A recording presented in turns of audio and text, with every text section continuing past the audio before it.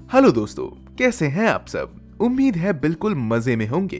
दोस्तों, आप जब किसी कैंडी को अपने मुंह में डालते हैं तो आप उसकी मिठास, रंग और स्वाद का आनंद लेते हैं। पर क्या आपने कभी सोचा है कि इन कैंडीज का निर्माण कैसे होता है। एक कैंडी फैक्ट्री के अंदर की दुनिया बहुत ही चमकदार और रौनक से भरी होती है, जो हमें ढेर सारी कैंडीज को वो खास फ्लेवर और रसीलापन देने के काम में आती हैं, जिन्हें हम सभी लोग आज तक खाते हुए आए हैं। वैसे मुझे तो कैंडीज खाना बहुत पसंद है। क्या आपको भी कैंडीज या टॉफीज खाना पसंद है? अपनी राय हमें कमेंट्स में जरूर बताएं। आज कई देशों में कैंडीज का बढ़ चढ़कर आयात निर्यात किया जाता है। जापान, चाइना, अमेरिका, इंडोनेशिया और पूरी दुनिया के कई देशों में फैक्ट्रीज के अंदर टेस्टी और जूसी कैंडीज का प्रोडक्शन किया जाता है। इसलिए इन्हीं में से एक बेहद खास देश साउथ कोरिया की कैंडी फैक्ट्री को हम हमारी आज की इस वीडियो के माध्यम से दिखाने वाले हैं, और अगले कुछ मिनटों में हम उन्हीं चमकदार मीठी कैंडीज के टुकड़ों की प्रोसेसिंग के बारे में बात करने वाले हैं। इस कैंडी मेकिंग प्रोसेस को अलग अलग स्टेजेस में बांटा जाता है, जिसमें शामिल है चीनी और पानी को हाई टेम्परेचर पे घोलना, उनका मिश्रण तैयार करना, उसे अच्छी तरह से पकाना, उसे रंग स्वाद देना, उसके बाद मशीन से गुजारकर उसे छोटे छोटे आकार में बदलना और उसकी पैकेजिंग करना। हम देखेंगे कि किस तरह इन कैंडीज में अलग अलग फ्लेवर्स और कलर्स को मिलाकर तैयार किया जाता है और किन ऑटोमेटिक मशीनों के द्वारा छोटे छोटे टुकड़ों में काटा जाता है। तो चलिए दोस्तों, अब बिना किसी देरी के वाकई में करते हैं शुरुआत आज की इस वीडियो की with the title the making of fruit candies. इस प्रोसेस की शुरुआत होती है अलग अलग इंग्रेडिएंट्स को सही मात्रा में मशीनों में पलटने से, और फ्रूट कैंडीज बनाते वक्त इस्तेमाल होने वाले खास इंग्रेडिएंट्स में शामिल है चीनी, मक्खन, फ्लेवरिंग और कलरिंग एजेंट्स। यहाँ फैक्ट्री में काम करने वाले वर्कर्स को सही इंग्रेडिएंट्स का सही मात्रा में मिश्रण बनाना कैंडी के स्वाद और गुणवत्ता के लिए आवश्यक होता है। अगला महत्वपूर्ण चरण है, इस प्रक्रिया में वर्कर्स की एक्सपर्टीज और स्किल्स का इस्तेमाल किया जाता है ताकि हर एक कैंडी एक ही आकार की हो। ये देखिए इन बड़े बड़े आकार के बोल्स को, जिनमें कैंडी का पेस्ट तैयार हो चुका है, लेकिन अभी भी आखिरी काम बाकी है। दोस्तों, इस घोल को वर्कर्स एक बड़ी ट्रे में पलट देते हैं। अच्छी तरह ब्रशेस का इस्तेमाल करके इन बॉल्स को खाली कर लिया जाता है। ये देखिए, ये चाशनी है और इस सिरप में कलरिंग ऐड की जाती है और इस कलर को पूरे जेलेटिन में एक नए रंग चढ़ाया जाता है। कुछ इस तरह लगातार इन जेलेटिन को रेडिश पेस्ट में मोल्ड करके सॉलिडिफाई करने की कोशिश की जाती है।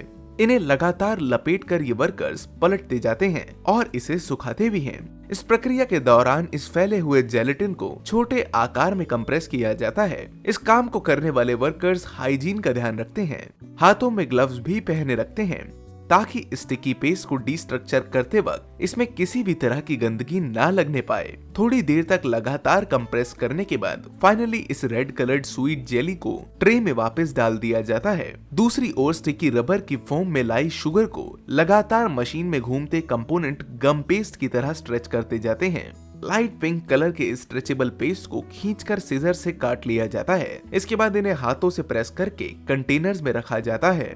इसके बाद दूसरे फ्लेवर की कैंडीज के लिए सिरप को बड़े कप के आकार की मशीन से पलटा जाता है। पलटे की मदद से इसे लगातार पलटने का काम किया जाता है। इसके बाद इनमें ऑरेंज कलर और स्वीटनर को ऐड किया जाता है। वर्कर्स बड़ी ही सफाई से इस कलर को पूरे जेलेटिन में मिलाने का काम करते हैं और इसकी थोड़ी देर सूखने के बाद इसे बर्तन से खींच कर मोल्ड किया जाता है। फिर उसके बाद कई बार पलटकर छोटा किया जाता है। जेलेटिन को लेयर बाय लेयर चढ़ाया जाता है। इसे अच्छी तरह से जेली की शेप में लाकर ट्रे में पलटा जाता है। साथ ही यहाँ इसे रेक्टेंगुलर शेप में फैलाया जाता है। उसके बाद जब ये अच्छे शेप में आ जाती है तब इसे ट्रे से निकाल लिया जाता है। उसके बाद बारी आती है गम पेस्ट की, जिसे मशीन के रोलिंग हैंडल्स लगातार स्ट्रेच करते हैं, बिल्कुल च्युइंग गम की तरह। हालांकि इस बार इसका कलर लाइट पिंक नहीं, गोल्डन होता है। इसके साथ ही इसमें ऐड करने वाले कलर्स को भी मिलता जुलता ही रखा जाता है।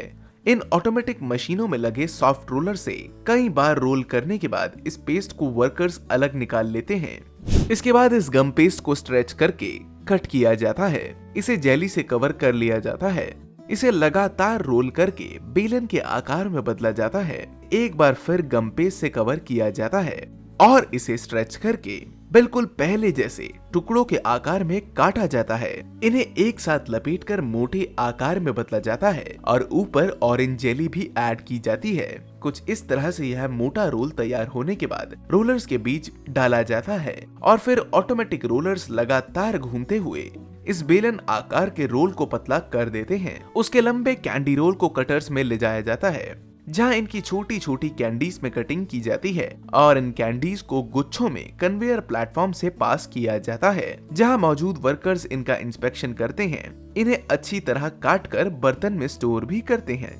इसके बाद बारी आती है तीसरे फ्लेवर को तैयार करने की। इस प्रक्रिया में पिछले बार की तरह चाशनी और सिरप के घोल को बड़े बर्तन में अच्छी तरह सुखाकर ट्रे में पलट दिया जाता है। उसके बाद शुगर पेस्ट के 1/3 हिस्से में कलर और फ्लेवर को ऐड किया जाता है। इसे अच्छी तरह से मिलाया जाता है और दूसरे हिस्से में पिछली 2 बार की कैंडीज को शुगर पेस्ट के साथ मिलाया जाता है। इन्हें अलग अलग रखकर पहले अच्छी तरह से जेली के अंदर कवर कर लिया जाता है और दूसरे पेस्ट में कलर को घोल लिया जाता है। यह दिखने में बिल्कुल जैम के जैसा लगता है और स्वाद में मीठा होता है, बिल्कुल उन कैंडीज की तरह जिन्हें हम आज तक खाते आए हैं। बहरहाल इसके बाद गाढ़े जेली के पेस्ट को एक साथ मिलाया जाता है और फिर से इन्हें पलटे की मदद से चपटा कर दिया जाता है। ये देखिए किस तरह यह गाढ़ा पेस्ट बनाया जा रहा है। इसे सुखाया जाता है और एक के ऊपर एक करके डालते हैं ताकि ये जेली की शेप आ जाए। इसके बाद रोलिंग आर्म्स में स्ट्रेचेबल गम्स को तैयार किया जाता है। उसे लगातार रोल करके गुलाबी रंग दिया जाता है। इस च्युइंग गम में फिर से गाढ़ी जेली को मिलाया जाता है और लगातार ढेर सारे रोल्स तैयार किए जाते हैं। इन्हें एक साथ मिलाया जाता है और ऊपर से काले रंग के गाढ़े मीठे पेस्ट को कवर किया जाता है। इस पेस्ट रोलर के बीच लाया जाता है और लोहे के रोलर से इसे पतला और बेलन आकार में बदलने का काम करते हैं। यहाँ इन रोलर पेस्ट से गुजरते हुए कैंडी पेस्ट को कटर की तरफ भेजा जाता है। इन कटर से अलग फ्लेवर्स की कैंडीज तैयार होती हैं। बारी बारी से इन कैंडीज को कन्वेयर प्लेटफॉर्म से गुजारा जाता है, जिन्हें इन ट्यूब्स में कलेक्ट किया जाता है और कुछ इस तरह अलग अलग फ्लेवर्स और कलर्स की कैंडीज तैयार होती है, जिन्हें फाइनली ऑटोमेटिक मशीनों के जरिए कुछ इस तरह पैक करके इन रिटेल रैप्स में भर लिया जाता है और आगे चलकर इन्हीं रिटेल रैप्स को इन होलसेल यूनिट और फिर इन कार्टन्स में पैक किया जाता है। तो दोस्तों यह थी फैक्ट्री कल्चर की आज की शानदार पेशकश। अगर आपको आज की ये वीडियो पसंद आई तो इसे एक लाइक जरूर करें। आगे भी ऐसी ही वीडियोस को देखते रहने के लिए हमारे चैनल को सब्सक्राइब करना ना भूलें। हम जल्द ही मिलते हैं आपको एक और शानदार वीडियो में। तब तक के लिए आप रखें ख्याल अपना और अपने परिवार का। Bye bye.